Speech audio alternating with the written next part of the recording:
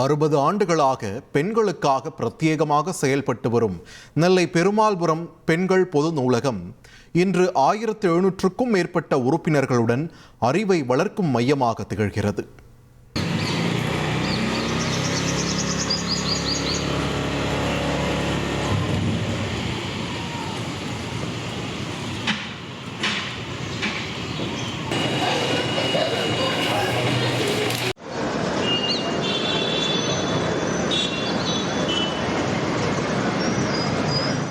கல்வி, அறிவு, சமூக விழிப்புணர்வு ஒரு சமூகத்தின் முன்னேற்றத்திற்கான 3 முக்கிய தூண்கள். அவற்றை வளர்க்கும் அமைதியான இடம்தான் நூலகம். ஆனால் பெண்களுக்கே பிரத்யேகமாக செயல்படும் நூலகம் என்றால் அது தமிழகத்தில் மிகவும் அரிதான ஒன்று. அப்படிப்பட்ட அரிய நூலகத்தில் ஒன்றுதான் நெல்லை பெருமாள்புரம் பெண்கள் பொது நூலகம். 1966ஆம் ஆண்டு தொடங்கப்பட்ட இந்த நூலகம் கிட்டத்தட்ட 60 ஆண்டுகளாக பெண்களின் அறிவு பயணத்திற்கு துணையாக செயல்பட்டு வருகிறது. இந்த நூலகத்தின் வளர்ச்சிக்கு முக்கிய காரணமாக இருப்பவர் நூலகர் செல்வி.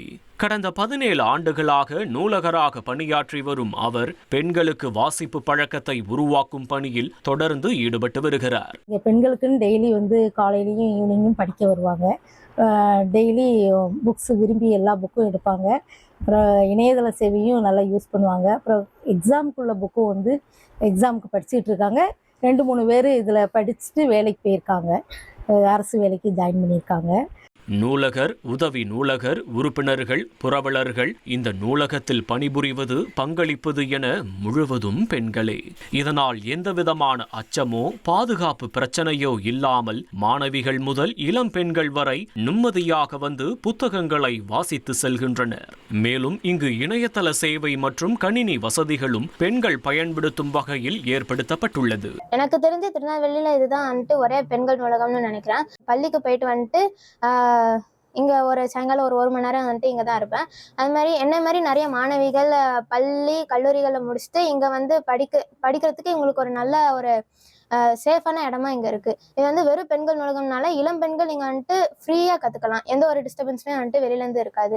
அது போக இங்கே நிறைய புத்தகங்கள்லாம் இருக்குது. இங்கே பொது அறிவும் வளர்த்துக்கலாம், கல்வி சம்மந்தப்பட்ட அறிவும் வளர்த்துக்கலாம்.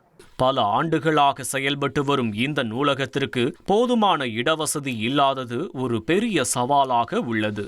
இதனால் அரசு சார்பில் தனியாக சொந்த கட்டிடம் அமைத்து தர வேண்டும் என்ற கோரிக்கையை நூலக நிர்வாகம் தொடர்ந்து வலியுறுத்தி வருகிறது.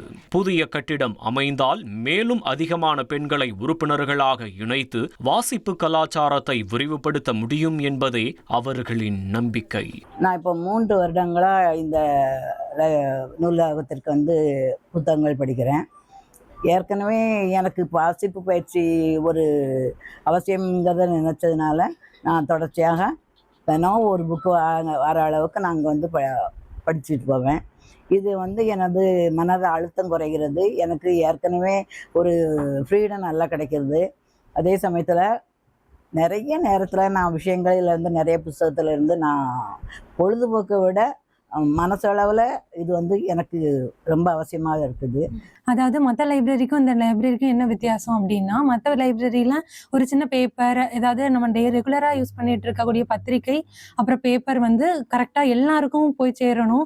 அதாவது எப்படின்னா, அவங்க நிறைய பேர் காலையிலேருந்தே வந்திருப்பாங்க, 8:30லேருந்தே வந்திருப்பாங்க.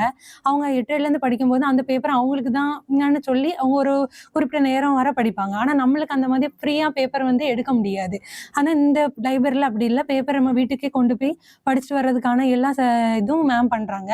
பெண்களின் கல்வி, சுயநம்பிக்கை, சமூக விழிப்புணர்வு ஆகியவற்றை வளர்க்கும் இந்த பெருமாள்புரம் பெண்கள் பொது நூலகம் இன்னும் பல தலைமுறைகளுக்கு அறிவின் ஒளியாக தொடர வேண்டும் என்பதே அனைவரின் எதிர்பார்ப்பு.